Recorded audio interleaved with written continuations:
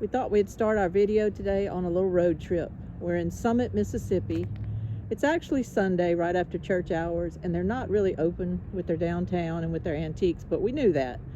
We wanted to just come walk the streets and just see a little bit of Summit and kind of ground ourselves in a little small town. We feel peace when we come here. We do come here and shop a lot. They have a lot of little places you can shop. But we thought we would just come here today to kind of feel grounded and kind of remind ourselves what's important. Real people, real towns, just goodness, churches, businesses, small businesses. And that's kind of how we manage to keep our peace and a peaceful countenance in our lives, just by trying to stay connected and not getting swept up in everything.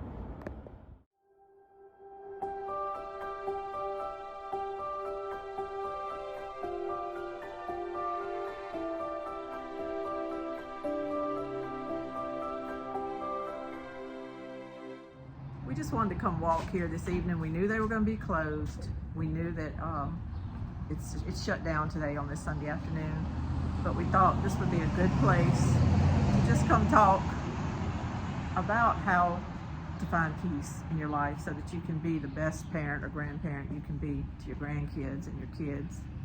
So we thought we might walk a little bit and talk. This is an example of what makes Summit so beautiful. So many inviting things that are out on the sidewalk that just want to draw you into the different stores along the strip.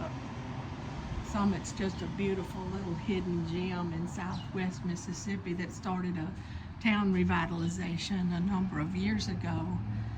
And it's, for me, has been Lainey and our mother, has become a destination for a nice peaceful day trip, just a trip that's easy on the vehicle as well. It's just very relaxing, away from a lot of traffic, that we can do with our mother. I also like it because it's peaceful, and it reminds me of small town America and kind of the America that used to be, but yet it's coming back here. And it makes me see hope that these towns can be revitalized. And I just love to come here to feel a little peace. That's kind of the focus we wanted to talk about today, trying to kind of keep our inner peace, keep a perspective of peace in a world that seems to be trying to take our peace all the time. I think if we're true followers of Christ and things like that, we need to have peace in our hearts, and we need to be able to convey that peace specifically to our children and grandchildren, but also to everybody we meet in this world. That peace of Christ needs to come out in us. So how do we maintain it? How do we keep it in a world that seems to want to steal it from us? And so that's what we kind of wanted to maybe just gee-haw a little bit about today. What's on your mind? Well, one thing we talked before about sometimes the day that that we have planned for ourselves is not the day that God has planned for us. Yeah. And I was going to let my husband go on a little trip to not into the wilderness, but to a campsite by himself, and he was going to pick up our daughter and granddaughter, and we were going to go meet my son-in-law with a club that he's a part of. So we picked up my daughter and granddaughter, and we rode to the destination, and all was well until I got out of the vehicle, and my granddaughter, 3-year-old granddaughter, was walking beside me, and we were walking toward the campsite in front of about 20 people. And one minute I was upright, and the next thing I know, my leg gave out on me. I stepped in a hole, and I was on the ground, and I'd hit my knee real hard, and I'd hit my arm, and where I'm getting a bruise right here. And my poor little granddaughter was standing right next to me and witnessed the whole thing. I yelled an expletive really loud, which then caused the crowd to look over and see me wallowing in the dirt. And everyone was in shock. And my husband finally got up and came to see about me and my daughter. And Mama got herself up And I Which, went. that ain't always pretty when we're trying to get up off the ground. That ain't always pretty. And when I went and sat in a lawn chair, and just lo and behold, my granddaughter came and leaned on my knees and looked into my eyes and said, "Mama, are you going to be okay?" And she gave me the biggest little kiss on my left cheek. Oh. And then about 10 minutes later, she came back to me in the chair and looked into my eyes and said, "Mama, it's going to be all right. You're going to be okay." It And scared her probably. she kissed my other cheek. And my daughter said that she is developing the trait of having empathy for people. And one morning her daddy wasn't feeling good, and she was worried about her daddy, and she worries about her friends if they skin their knee. Yeah. And I just thought, this is what I needed, God. I mean, this just erased any of the embarrassment or the pain that I was feeling from that fall. And as we went home that day, I just made a point to thank God for blessing her with the feelings of empathy toward her fellow man, because I think that will be a trait that she possesses that will draw people to her or friendships to her. But I also ask God to, throughout her life, give her discernment to know when she needs to take a step back and have empathy for herself and take care of self too. Because going back to our other video on listening, sometimes we can listen and listen and listen and listen with empathy to other people, but then it begins to maybe draw us down. And so we always need that thankfulness for that trait, but to also know when to discern, to really know when it's time to focus on ourselves also, and rely on the fellow man to take care of his or her own issues. Kind of to tie in with what you're saying, I was kind of thinking that's how it kind of is when we hear these headlines day after day after day, week after week. We have to have empathy for what we're hearing, but we have to also try to keep that clarity of mind that can filter it and to, take it in, but yet filter it in such a way that we don't lose our peace.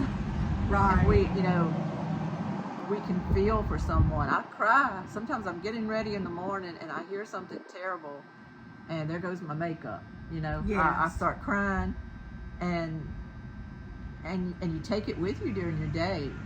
Especially if it's something like with the child this week that was found that everybody was praying for and hoping that she was okay somehow, somewhere, and she wasn't. And Yes. I think we all just gasped when we saw that they had found her little body this week. And you can't just go about your day normally when you hear something like that. But you also have to sort through it somehow, through prayer, through just quiet time, through turning off that TV or something for a little while and reset yourself, because so many people are depending on you to be okay. I think your little granddaughter, she had empathy and she wanted to make sure you were all right, but she needed you to be okay. She needed you to go back to being giggly and talking to her and laughing, because that's the mama that centers her. Yes. The mama on the ground don't center her. The mama that blew out the cuss words doesn't center her. So she needed you to kind of come back and be okay. I hope I didn't teach her a new word. Well, while you were falling on the ground, I was building steps yesterday, and I wasn't too proud a couple of times. I wasn't too proud. I got so mad one time I had to apologize to God last night. I said, "I'm so sorry about that." I would like to say that was unusual, but I've done it before many times. I got mad, and but it's like, okay, that's all right. We've forgiven it and move on. But the steps weren't worth. You weren't worth it. Right. I had my granddaughter coming last night. I had the 2 little ones coming today to pick her up. They wanted to play on those steps and see Momo's steps, and Momo needed to get back adjusted. Yeah. And you kind of had to let go of the embarrassment and get yourself back, because she needed Momo to have a good day with her and peace. And you did. And that's what we do. And we do it on a daily basis. We reset ourselves and we try to bring ourselves back to that peaceful place where we can best serve our families. Yes. And serve our children and grandchildren. And it makes us be in a better place, even to be kind to everybody we meet at stores. Exactly. People that work places we go to, just be happy. That's another thing, and you and I both do this. Mama does this too. You know, we walk in a store and we smile. I smile at workers, and I say, "Hey, how are you?" And I think it just makes a whole difference in how your experience goes in that store.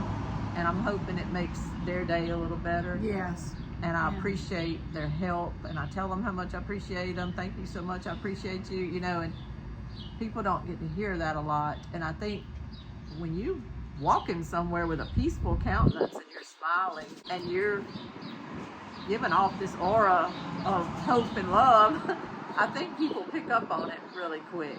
Yeah. And maybe it just makes a difference in somebody's day. I don't know.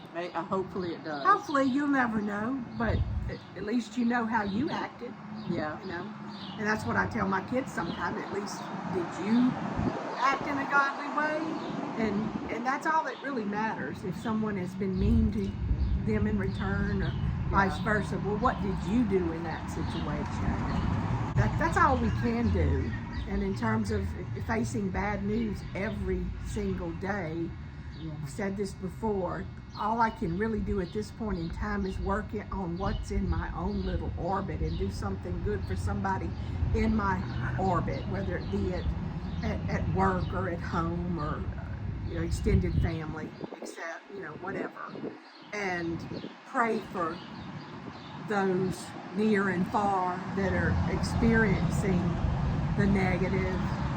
And I constantly have to remind myself that in both good and bad times, the Bible tells us that God is walking with us. He's holding our hand, and it doesn't insulate us from the bad, but he gets us to the other side, whatever that may be. And it's my thought or hope that if I'm praying for, say, the parents of the tragedy that you discussed, that they in some way can feel that spirit of a whole nation praying for them. And in my opinion, that's all I can really do at this point. What about the things that are ongoing? Like, it just seems that there's this ball rolling down a hill to get us into wars and stuff, because it really has nothing to do with whether we need to be in a war with anybody. It has more to do with central bankers needing to prop up economies and do it, so it's like all these abstract reasons, and we're just simply living our lives, and yet this ball seems to always be rolling down the hill towards needing us to be in a war that these bankers finance both sides of and everything. They need us to get in that situation to reset our economy. And I'm not trying to be political, but what I'm trying to say is that ball rolls every day with new headlines and new scenarios and even false flags and different things to try to propel us that way. And you feel like you're in front of a jet engine with your hair blowing and it's never going to stop. And you're just being pummeled by all of this stuff every day. And that's when it's kind of, to me, as much faith as I do have and I try to have, those are days I feel worn down. Yes. Do you ever feel worn down? And I know we can pray and all that stuff. I'm just talking maybe for people that are really feeling worn down and really maybe even tinkering on depression because of all this pummeling that we get done, that is done to us. Wonder what we can do, just. Well, one thing to that help those feelings. One thing that we can do is, again, I've spoke of this before, is I try to be versed in many takes on the same story. And I try, when something occurs, I feel like I've been pretty calm the last 6 months, especially knowing whether to determine, okay, this might be a false flag. Yeah. Or are they doing this so that we will look this way and not that way? So you're working on your discernment. I'm of working what on you're discernment, and I'm not reacting in a way that I think the powers want us to react. And how we used And to react. And I stay calm. Yeah. And in my opinion, when we have less people reacting and becoming frantic about situations, They don't know what to do with it. So they realize, well, we're not reacting in the way that's expected. And that's why I keep going back to the power of prayer. That's one way. But another way is to just simply not react. If a bully bullies you, the one thing that makes the bully mad is that you don't seem to get mad at the bully. Yeah. You know, and it's kind of, to me, the same concept. Because God knows many of us have been bullied throughout our lives also. And you have empathy for kids as well as adults who get bullied. But that is one way to combat a bully, is to not react to the bully.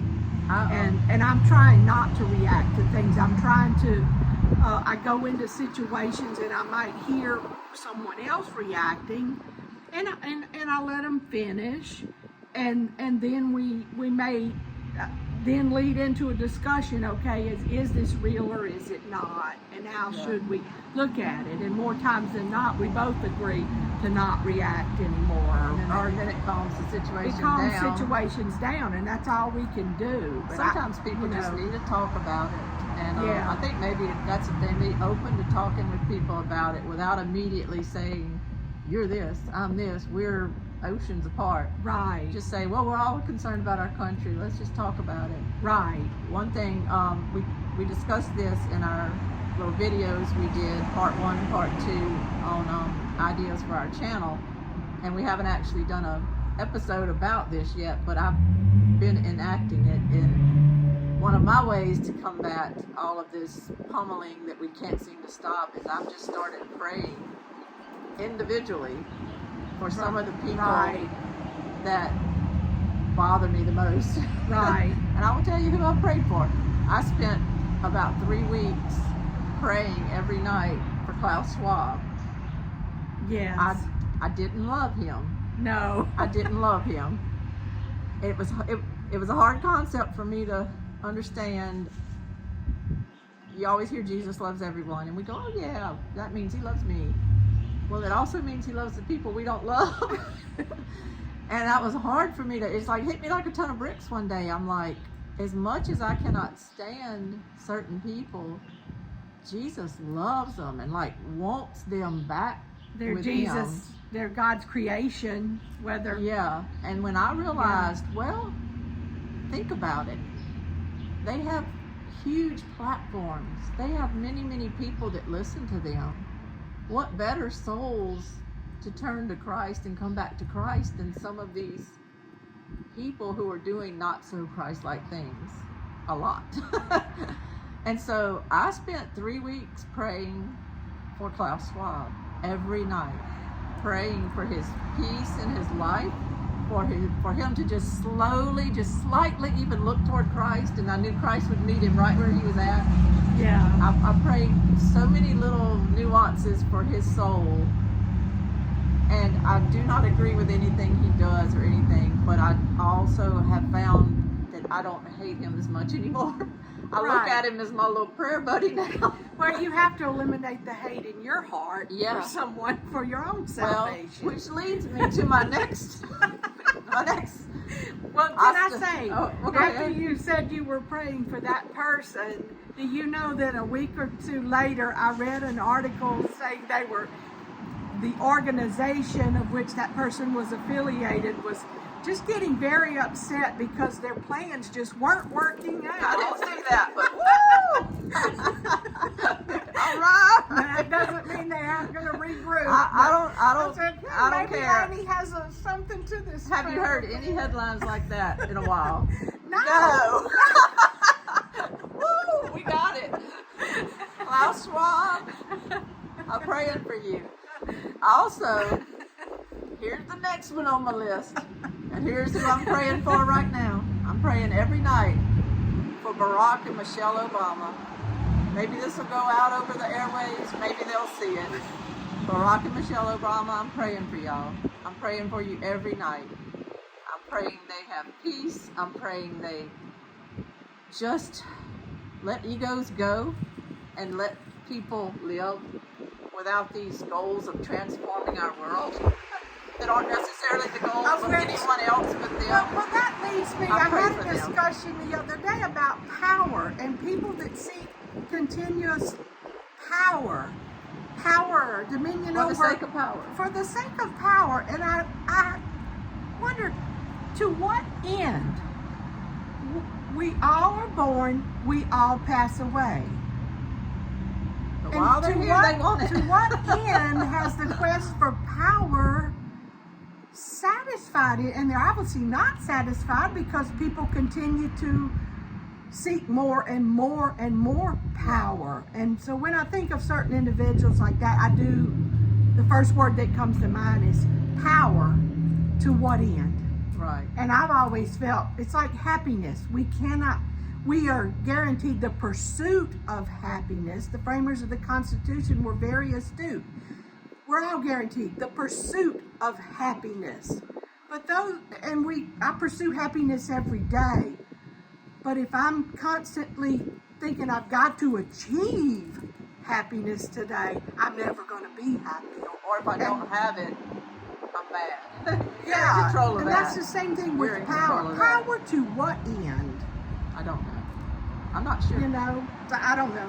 But I think the power is what they think is going to make them happy, but then it's never enough, and there's always another conquest.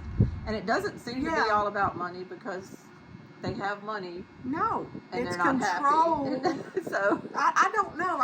That's not how I'm programmed back to be to powerful Yeah. and to harm or create miserable conditions for people, your fellow man, in order to achieve power over them. And I've never understood it. that's the thing is you can have goals and ambitions, like say to make money or have a powerful job, or you can want things, but when your desires they're built upon the fact that other people need to be miserable, other people need to serve you, you've crossed lines there. Yeah. And those are the type of headlines we're constantly getting pummeled with, Yeah. They just had a big turmoil in Congress where our BLM, the Bureau of Land Management, was just letting people come in, and they're going to let foreign countries buy our mineral rights and stuff. Well, why would you sell your mineral rights in America? That should be like a no-brainer. Don't sell our mineral rights. But yet people who are in power right now and who we can't do anything about seem to be for it. And so those are the kind of things that make you feel helpless. And when these headlines, you hear about them in the morning and they're begging you to call your senators and your congressmen and tell them to, it ended up not getting out of committee, thank goodness. But it ended up not happening. But when you hear the whole story going on and all the subterfuge going on, it can really rock you, and it can stay with you, and you can think to yourself, well, I went to bed tonight without ever calling a congressman, and maybe I'm dropping the ball, maybe it's all going to fall apart because I didn't do what I should have done to stand up to this, like I'm the linchpin. And you can really lose your countenance, and you can maybe even wake up the next morning with less hope. And we just don't need to do that. We need to stay hopeful. Stay hopeful. We need to keep praying. But at a certain point, we need to just find the places in this world that make us happy and give us peace. Like today we came to Summit and we said, we know they're closed. We know we're not going to buy anything. We know we're not going to spend any money. We probably won't even see anybody, and we haven't. might get a hamburger. But we're here. Yeah, we're going to find something to eat somewhere. But we're here because we wanted to take back some peace in our life. They're not taking my peace. They're not going to take my peace. I'll let you finish out if you want to say anything, but I'm not letting all these people steal my peace anymore or make it where I'm a nervous wreck around my kids or grandkids. I'm not giving them that. I'm not giving it to them. No, and I again, just to end, I thank God for the gift of empathy. I feel like He's given that gift to me also, and I continually give thanks for it.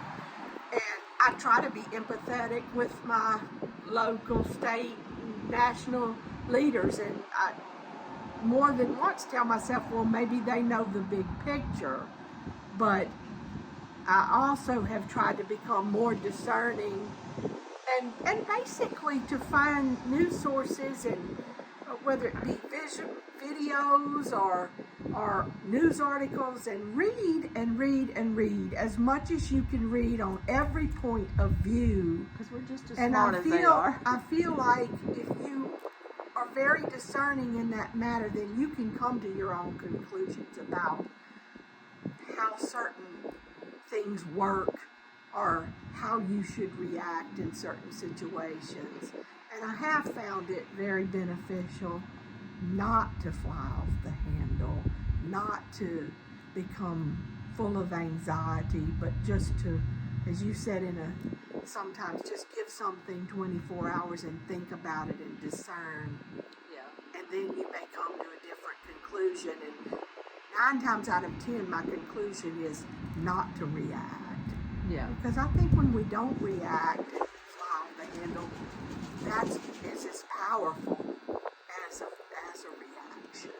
Yeah. That's my thought for the day. Yeah. We just need to hold the line. Hold the line. Hold fast to God. Keep doing what we're doing. We're good people. This country's made up of good people. And God's going to prevail.